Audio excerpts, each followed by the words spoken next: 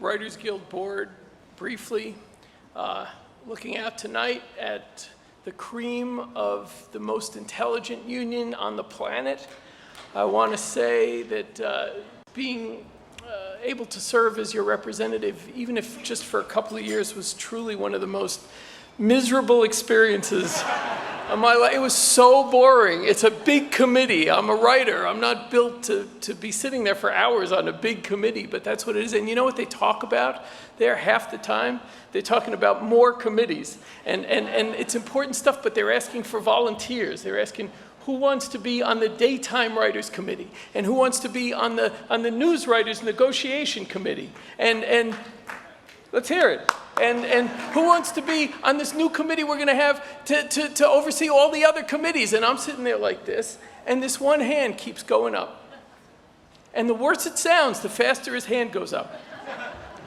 And I'm thinking, you know, this thankless work. And I look, and it's a guy I know. It's Dan Wilcox. As a matter of fact, I actually came out to LA to write for Dan Wilcox and Alan Burns on a show that they co-created. So I know Dan that way. I know him as this wonderful, witty, whimsical writer, a big talent who I've always really looked up to. But he's sitting there on the board and he's raising his hand, and he's raising his hand for these thankless jobs. And I'm thinking, this guy must be driving into the Guild like 3 times a week, and he lives in Tarzana, and I don't understand it.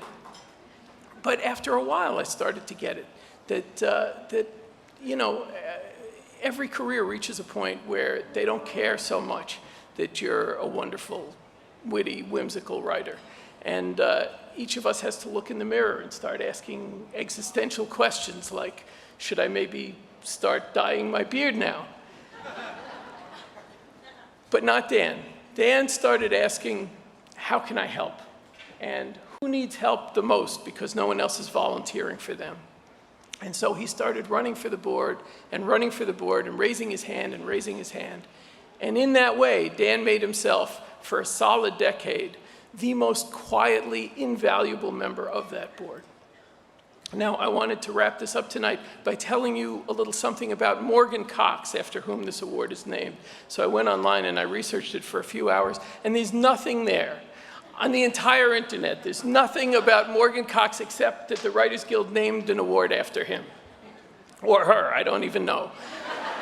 It might be a girl Morgan. But whatever it is that Morgan Cox did for writers, the one thing I'm sure is that Morgan Cox didn't do for writers what Dan Wilcox has been doing. Because when you do all of that thankless work, nobody names an award after you. But once in a while, maybe, in its wisdom, the Guild will see fit to give you one. So with that in mind, I ask you to join me in thanking now, for all of that thankless work, the 2017 Writers Guild of America Morgan Cox Award for Guild Service recipient, and my friend, Dan Wilcox.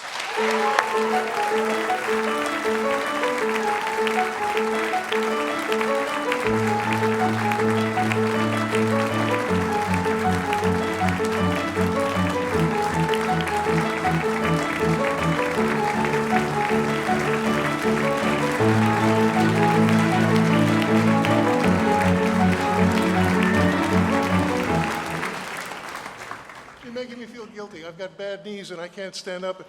And a lot of these standing ovations tonight I missed. And now I get one. Thank you so much. And Howard, thank you. That was lovely. I got to tell you, it feels odd to get an award for doing something that I loved. I didn't take up Guild service to get a statuette.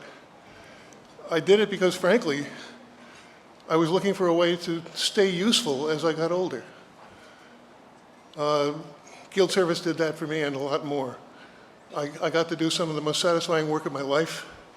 And I acquired this huge extended family of terrific people, Guild leadership, staff, volunteers, constituents. There are friendships there that I take with me to my grave. To have an award added to that is kind of overwhelming. So I want to express my deepest gratitude to the committee that nominated me for this and the board that voted it. It's an incredible honor. And I want to add something. This award is for service to our union. And unions, look around. We're in jeopardy nowadays. However things may shake out with the Department of Labor, we can all be pretty sure it will be an anti-labor Department of Labor. Worse, word is seeping out from Washington that a bill is being prepared to require every last United state to become right to work. So unions are on notice. We're going to have to battle just to stay alive. This guild is going to need all the strength it can muster.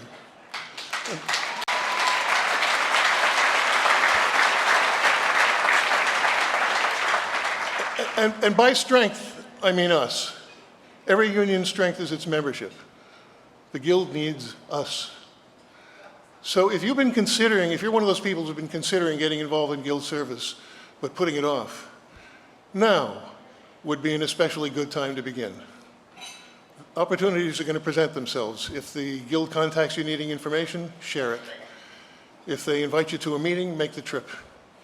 If they need a volunteer, raise your hand. If you're anything like me, you'll be very glad you did. Guild service is satisfying, it's rewarding. You meet some terrific people, and you could go home with a trophy. Thank you very much.